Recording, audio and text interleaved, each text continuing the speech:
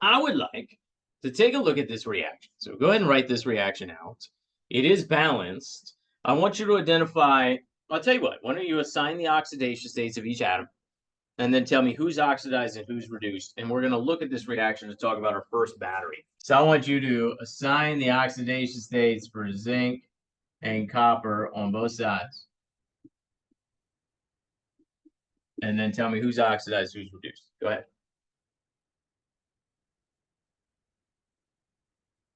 All right. Zinc, 0. Copper, +2. Over here, zinc +2, copper, 0. So what happens to zinc? Each zinc has lost 2 electrons. That's oxidation. And what happens to copper? Each copper has gained 2 electrons. That's reduction.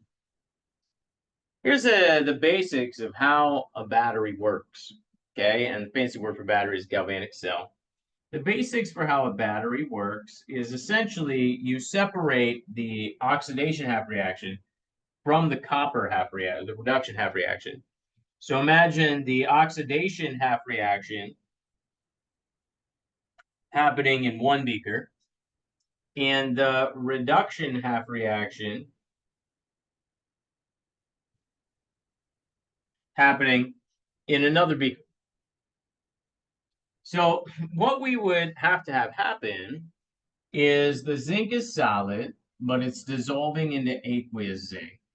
The copper is aqueous and it's coming out as solid copper. What we would do is we would have aqueous solutions in both sides. And we would have electrodes on both sides. And on the oxidation side, here's what we would do. We would make this electrode, and you're actually going to build this battery on Tuesday. On the oxidation side, we would make this electrode out of zinc. And what would happen is as the reaction runs, that electrode will dissolve and it will release zinc +2 ions. And it also release electrons, which we'll deal with in a moment. Those electrons are going to travel over here. Copper +2 ions in solution are going to grab those electrons and they're going to plate solid copper on the surface of that electrode. Now, how do the electrons get from the zinc to the copper +2? Well, we need to connect the electrodes with a wire. So if we connect the 2 electrodes with a wire, here's what's going to happen. The zinc is going to dissolve, release electrons. The electrons are going to travel through the wire, down through this electrode, into the solution. The copper +2 ions will meet them, and they will plate additional copper on the surface of that electrode. Now, for recycling purposes, we should just make that electrode out of copper. Here's why. If you make the electrode over here where the reduction's happening out of the same element that's plating on it, then it's easier to recycle, right? You don't have to scrape another metal off of another metal. You don't have to scrape a metal off of another metal to recycle it. Here now you just have a giant piece of copper. Okay, so this is the basic idea of a battery. You separate the oxidation half reaction from the reduction half reaction, and you force the electrons to travel through a wire. Now, I want to review there's an issue here. There's something missing, which we're going to talk about in a moment.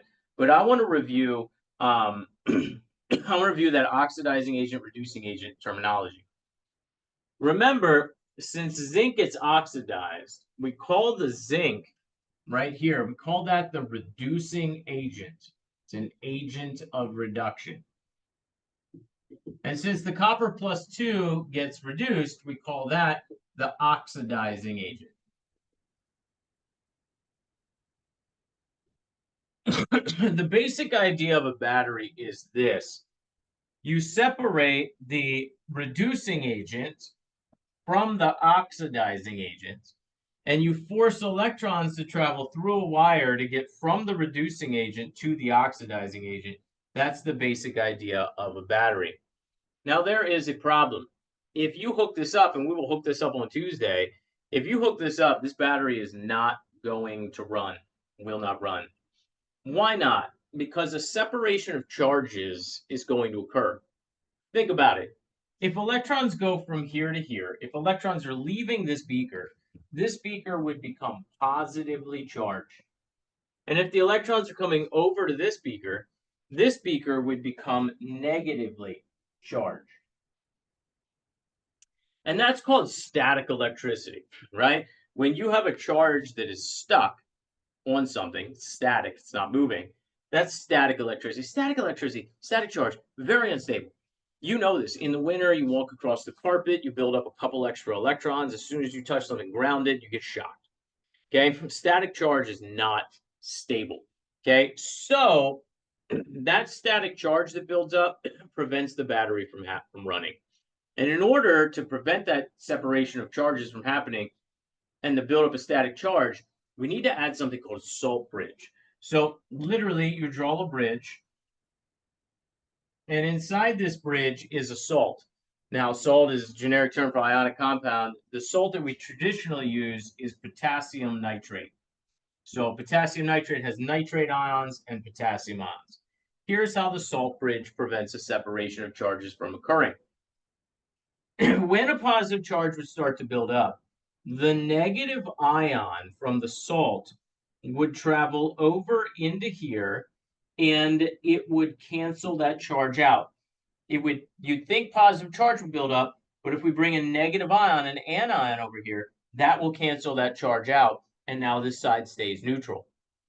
And over here, where the negative charge would build up, the cation is going to come over here, and that cation will cancel out that negative charge, okay, and keep that speaker neutral.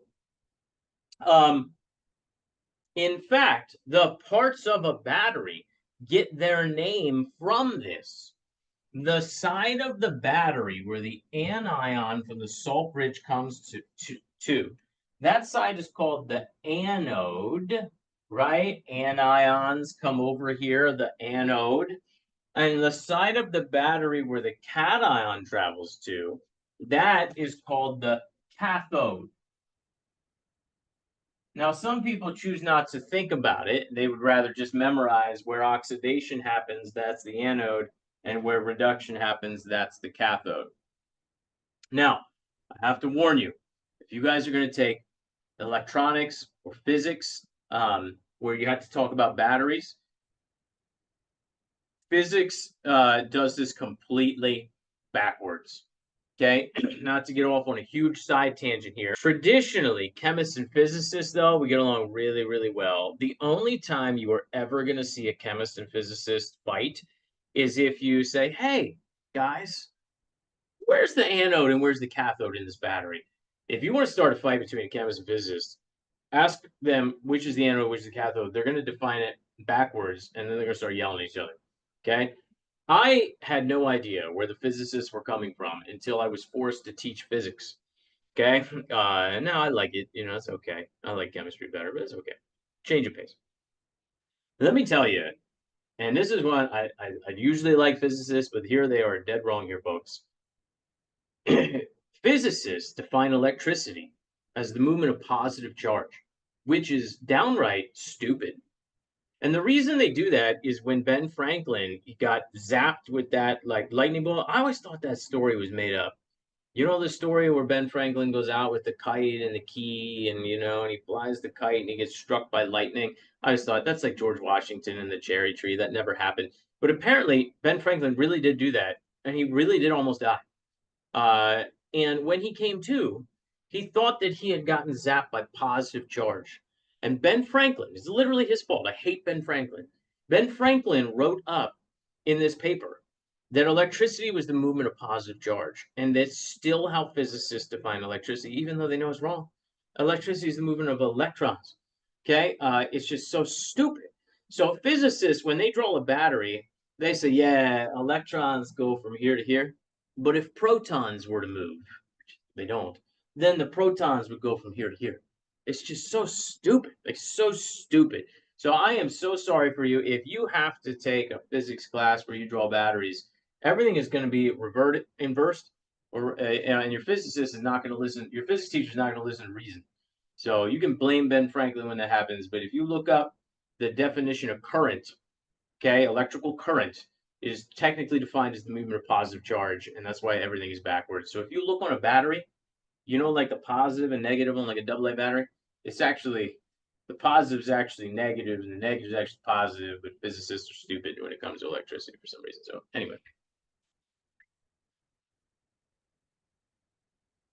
So here is a beautiful rendition of that battery that we just drew. You know, again, we got the zinc electrode, solution of zinc ions, solution of copper ions, copper electrode. Electrons come over here. Here we have the salt bridge. Anions come over here to balance out the charge. Cations come over here to balance out that charge. I want you to try to draw a galvanic cell. Okay, not anything like that. I want you to try to draw this galvanic cell. Now, let me give you some tips. Let me show you how I recommend you start these problems. When you go to draw a galvanic cell, don't even look at the problem. What you should do is draw at first 2 beakers.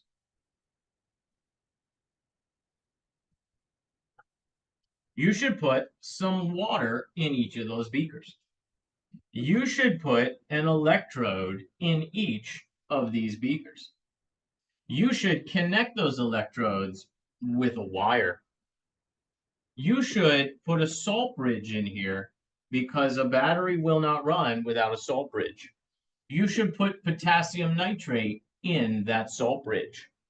You should then, because we like to read from left to right, we like the electrons to travel from left to right, you should label this side where oxidation's happening.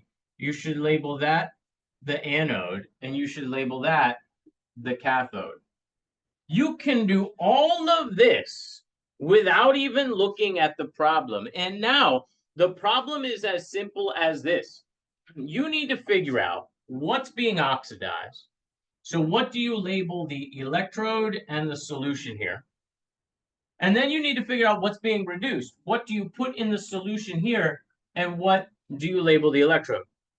So I would like you to try to label this, this, this, and this for this reaction right here, and we'll talk about it.